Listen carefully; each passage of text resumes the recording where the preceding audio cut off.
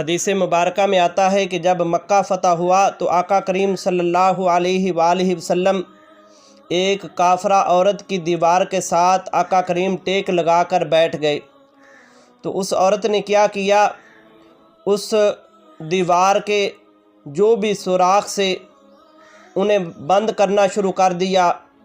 اور اپنے گھر کا دروازہ بھی بند کر دیا،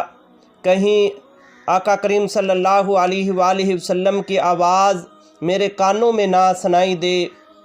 تو آقا کریم صلی اللہ علیہ وآلہ وسلم دیوار کے ساتھ ٹیک لگا کر بیٹھے ہیں تو جبریل علیہ السلام آئے، آ کر کہتے ہیں یا رسول اللہ اس عورت کی دیوار کے ساتھ ٹیک نہ لگائیں،